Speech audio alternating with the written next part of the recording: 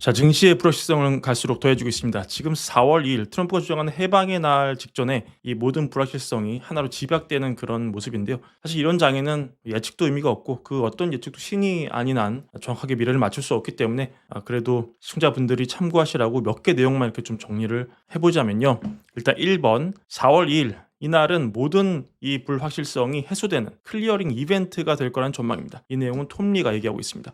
이 톰리 인터뷰를 좀 정리를 해드리면은 일단 톰리는 한 달쯤 전에 주가가 저점 진입했다 이렇게 얘기한 바 있었습니다. 그때 이렇게 디펜스하기로는 자기 예측이 좀 이르긴 했지만 실제 그 이후에 벌어진 시장 하락폭은 그렇게 크지 않았기 때문에 뭐 괜찮다 이렇게 디펜스를 했고요. 지금 시장은 과매도다. 왜냐 투자자들이 리스크를 축소하느라 계속 매도를 했고 그 영향으로 주가 지수가 많이 내려온 것이다. 따라서 여기서 더 증시가 무너지기보다는 진 바닥이 이제 다져지는 국면이다. 이렇게 정리를 했습니다. 그리고 아까 말씀드린 4월 2일 해방의 날 이때 나오는 관세나 무역 이슈가 시장에 큰 변수가 될 거고 그 이벤트가 지나가면 오히려 불확실성이 거쳤기 때문에 시장의 매도 압력이 완화된다 이렇게 기대하고 있습니다. 결국 톰리 이 브렉시트를 비유하는데요. 브렉시트 이후에 영국에 엄청난 침체가 오고 전 세계 증시가 굉장히 안 좋을 거로 기대가 나오기도 했지만 증시가 그렇게 망가지지 않았다. 관세 역시 너무 이렇게 극단적으로 비관할 필요는 없다 이렇게 보고 있고요. 스태그플레이션 관련해서는 톰리는 이거는 과장됐다. 하지만 지금 관세로 인해서 이 차나 이 와인을 미리 사두려는 시도가 늘면은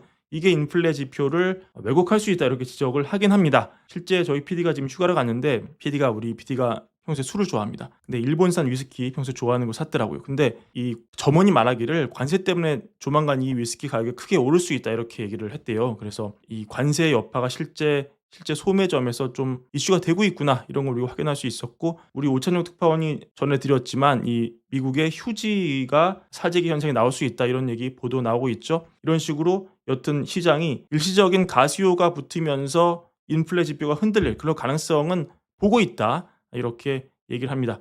톰이 얘기하기로 여튼 페드가 지난 FOMC 때 파월이 좀 비둘기적으로 얘기를 하지 않았습니까?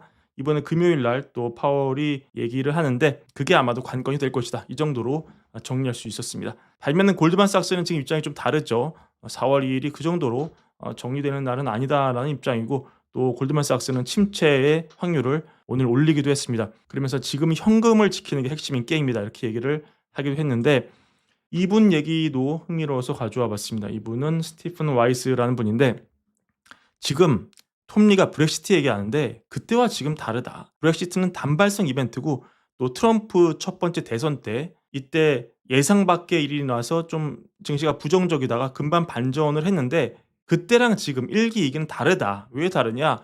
브렉시트랑 트럼프 1기는 이벤트 자체로 볼 때 단발성 이벤트다. 근데 지금 트럼프가 하는 건 일회성 이벤트가 아니고 계속해서 시장이 약해지는 그런 지속적인 이벤트다. 온고잉 이벤트다. 그래서 내가 볼 때는 이분은 트럼프 행정부에 부정적입니다. 트럼프 행정부가 뭔가 뒤에 대단한 계획을 가지고 일부러 혼란을 일으켜서 그걸 통해서 국제시장 금리를 내리겠다. 이거는 아니고 그냥 금리가 내려가는 거는 사람들이 증시가 불안하니까 채권으로 도망가는 것 때문이다. 이렇게 정리를 합니다.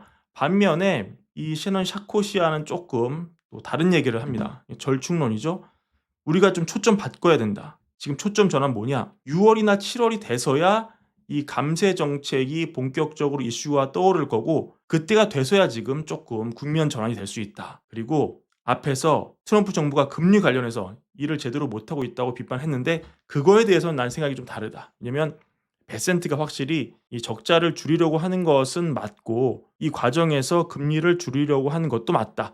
왜냐? 결국 26년 중간 선거가 되기 전에 미국 정부는 이자 비용 낮춰야 되고 국방 비용 낮춰야 되고 복지 지출을 손 대야 되는데 이거는 중간 선거가 끝나면은 이건 손을 댈 수 없는 거기 때문에 임기 초에 트럼프가 무리해서 하는 거다. 그렇기 때문에 결국 저금리는 올 것 같고 또한 핵심은 그러면 이자 비용과 저유가인데 당장 지금 뭐 4월 2일이냐, 뭐 10일이냐, 20일이냐 이런 게 중요한 게 아니고 좀 멀리 봐라 이런 입장입니다. 관세와 관련해서 조금 더 구체적이고 명확한 조건이 필요하고 가장 중요한 거는 감세, 세금을 깎아주는 거를 통한 경기 부양이 하반기에 실제로 작동하는 모습을 확인해야 한다. 이런 얘기입니다.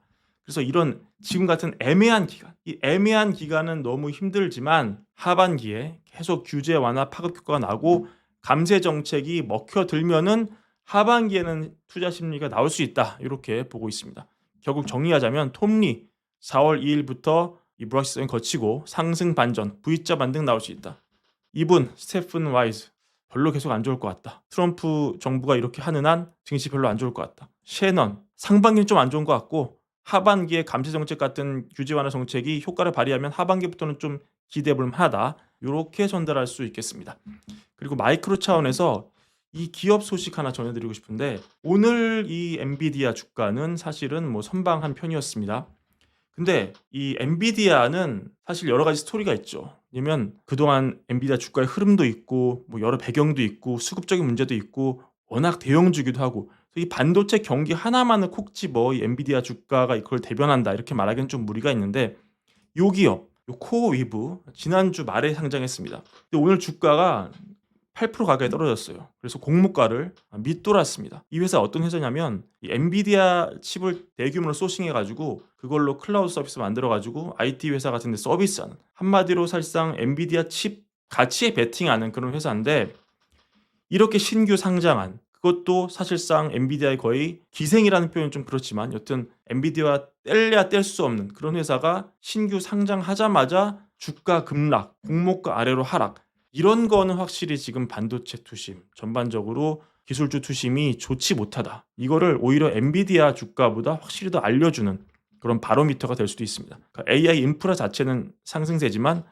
공급망 리스크, 뭐 엔비디아 칩 의존도 이런 요인이 여전히 존재한다는 그런 뜻이 되겠습니다. 구체적으로 이 코어웨이브는 이런 도전이 있는 거죠. 이 회사가 25만 개 엔비디아 칩을 지금 소싱해 놨어요. 이걸로 데이터 센터, 클라우드 공간 임대를 하는데 이 중에 절대 다수가 이제 호퍼인 거죠. 그래서 이거 25만 개를 땡겨오느라 빚을 엄청 줬겠죠? 근데 지금 블랙웰과 루빈이 나오는 상황에서 이런 호퍼 기반 데이터 센터가 얼마나 잘 돌아갈 것이냐, 수익이 날 거냐 이런 문제인데 당연히 이 호퍼 칩이 쓸모없게 되는 게 아니죠. 하지만 점점 새로운 플랫폼이 나오는 상황에서 과거 모델을 기반으로 만든 클라우드 데이터 센터가 예상만큼의 임대료를 쏠쏠하게 거두지 못한다면은 이 회사 존재 가치가 부정될 수 있는 거죠. 그게 비즈니스 모델인데 25만 개 엔비디아 칩을 소싱하느라 진 막대한 빚을 제때 예상대로 상환하지 못할 수 있는 겁니다. 하지만 AI 인프라 수요가 정말 기하급수적으로 늘어난다면 지금 서비스 쓴 입장에서 이게 호퍼냐 블랙웰이냐 이런 거 따질 뭐 계제가 있습니까?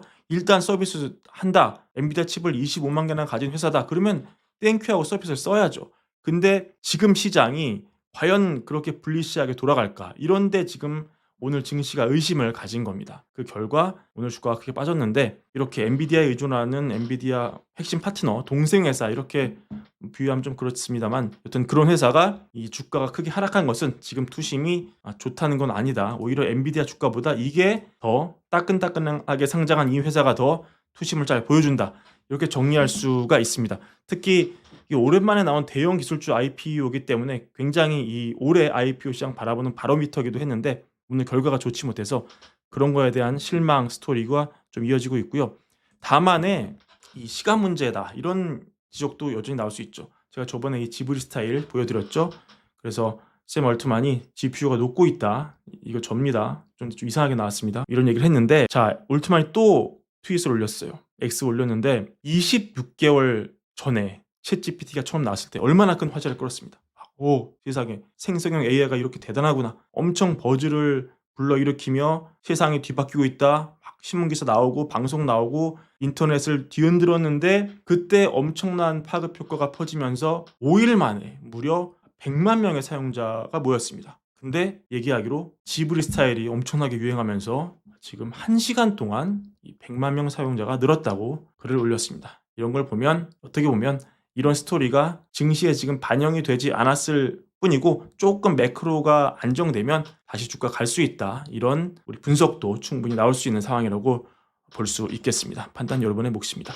오늘 준비한 영상 이것으로 마무리하고요. 월걸부 구독과 좋아요 많은 사랑도 함께 부탁드립니다. 감사합니다.